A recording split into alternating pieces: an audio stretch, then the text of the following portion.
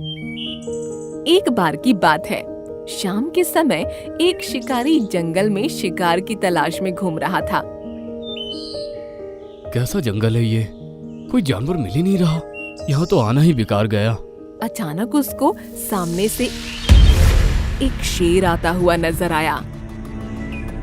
अरे बाप रे, शेर!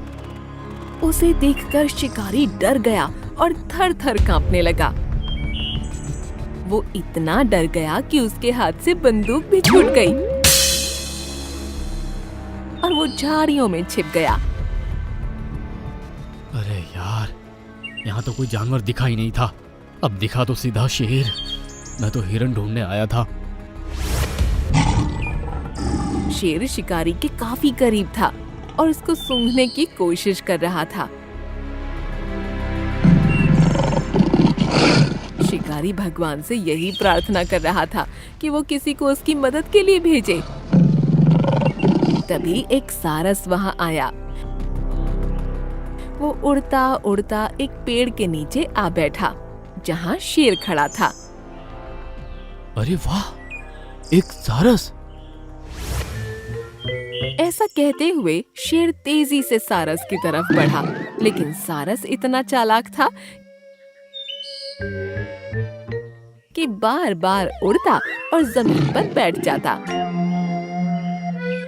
इसी तरह सारस शेर को काफी दूर ले गया और शिकारी की जान में जान आई।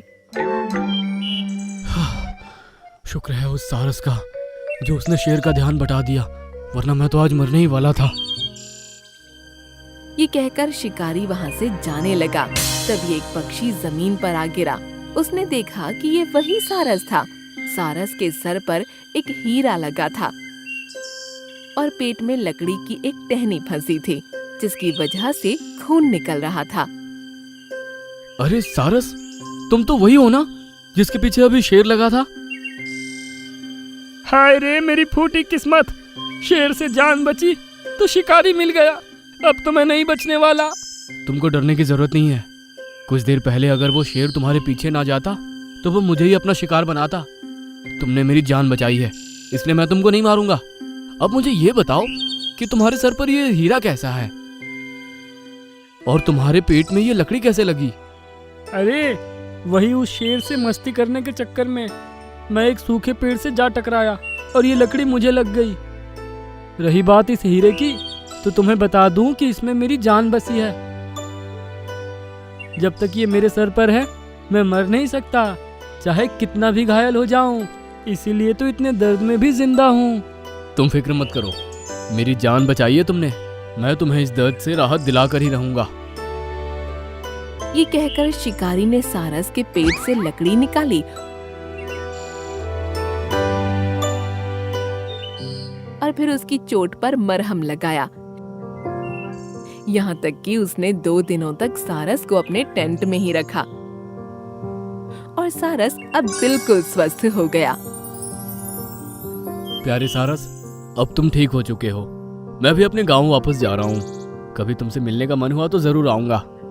ठीक है शिकारी दोस्त, जब चाहे चले आना, और अगर कभी मेरी जरूरत हो तो तुम मुझे पुकारना।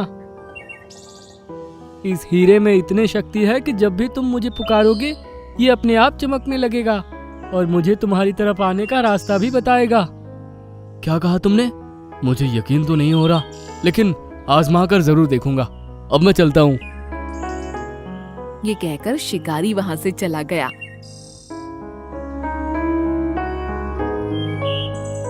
अब कुछ महीने बीते तो शिकारी के पैर में चोट आ गई। उसने उसका इलाज करवाया, लेकिन फिर भी वो कुछ ही कदम चल पाता था। ये मेरे साथ अच्छा नहीं हुआ। कोई काम करके पैसे भी नहीं कमा सकता। अब तो शायद ऐसे ही घर में पड़ा पड़ा भूख से बिलखता हुआ मर जाऊंगा। वो हताश हो ही रहा था कि तभी उसको सारस की याद आई। प्यारे सारस, मुझे तुम्हारी जरूरत है। जल्दी मेरे पास आओ। उसके इतना कहते ही कोसों दूर जंगल में खड़े सारस का हीरा चमका और उसको पता चल गया। अरे शिकारी मुझे बुला रहा है, मुझे जाना होगा। ऐसा कहकर सारस उड़ चला। और कुछ ही देर में शिकारी के घर पहुंच गया। अरे प्यारे सारस, तुम्हारी बात सच थी, तुम तो वाकई में आ गए। बताओ शिकारी दोस्त, क्या तुम किसी परेशानी में हो? ये सुनकर शिकारी ने सारस को सब कुछ बता डाला, जिसे सुनकर सारस बोला, तुम्हारी बीमारी तो मैं ठीक नहीं कर सकता, लेकिन मैं तुम्हारे खाने की परेशानी दूर कर सकता हूँ। ऐसा कहकर सारस उड़ चला और कुछ देर बाद अपने मुंह में एक मछली दबाए वापस आया। ये लो शिकारी दोस्त, इस मछली को बनाओ और खूब मजे से खाओ। शिकारी इतना भूखा था कि उसने झट से मछली बनाई और फिर मजे से बैठकर खाने लगा। मजा आ गया। आज का तो हो गया प्यारे सारस, लेकिन आगे का क्या होगा? तुम फिक्र मत करो, मैं रोजाना तुम्हारे लिए इसी तरह कुछ न कुछ खाने को लाता रहूंगा। ये सुनकर शिकारी खुश हो गया। अब कई दिन गुजरे और सारस इसी तरह शिकारी को कुछ न कुछ रोजाना खाने को लाता रहा। फिर एक दिन शिकारी के पास एक खत आया। ये खत तो मेरे छोटे भाई का है। मेरे शिकारी भैया, मुझे तुमको ये बताने में खुशी हो रही है कि मैं बहुत अमीर हो गया हूँ और अगले महीने शादी कर रहा हूँ। मेरी शादी में जरूर आना। ये खत पढ़ते ही शिकारी आग बबूला हो गया और फिर उसने खत फाड़ दिया। मैं यहाँ सिर्फ खाना खाकर खुश हूँ, वहाँ मेरा छोटा भाई अमीर हो गया और शादी भी कर रहा है।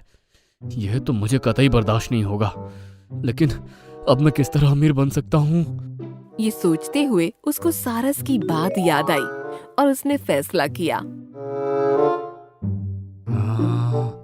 सारस के सर पर लगा वो हीरा अरबों का होगा। अब वक्त आ गया है कि मैं उस हीरे को लेकर अपने भाई से भी अमीर हो जाऊं।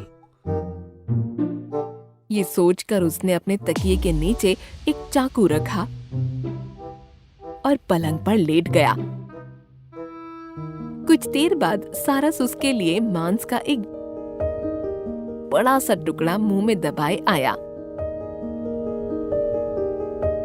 उठ जाओ शिकारी दोस्त, तुम्हारा खाना आ गया। ये सुनते ही शिकारी ने एक हाथ में चाकू पकड़ा और दूसरे में सारस की गर्दन।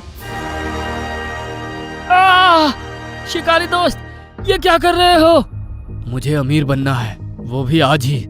मुझे ये हीरा लेना ही होगा। ऐसा कहकर उसने सारस की गर्दन काट दी और उससे वो हीरा उखाड़ लिया। अब मैं बनूंगा अपने भाई से भी ज्यादा अमीर। तभी उसने देखा कि उसके हाथ में आया हीरा गायब हो गया और मरा हुआ सारस उसी के जैसा दिखने वाला एक शिकारी बन गया। ये सब क्या है? मैं भी तुम्हारी तरह ही एक शिकारी था। मैंने एक बार गलती से एक ऋषि को तीर मार दिया था, जिसने मरते मरते मुझे श्राप दिया था कि मैं एक सारस बनूंगा जिसके सर पर बेशकीमती हीरा होगा। मैं जंगल में ही भटकता रहूंगा और मुझे एक इंसान की जान बचानी होगी। उसके बाद जब वो इंसान मुझे इस हीरे को लेने के लालच में मार डालेगा, तब मैं फिर से इंसान बन जाऊंगा और ये श्राप उस पर चला जाएगा। ये सुनकर शिकारी हक्का बक्का रह गया। अगले ही पल वो एक सारस बन गया और उसके सर पर वही हीरा आ गया। जाओ सारस, अब तुम्हारी जगह जंगल है। तभी वो सारस बना हुआ शिकारी अपने आप जंगल पहुंच गया और उसको उसकी दुष्टता और लालच का दंड मिल गया।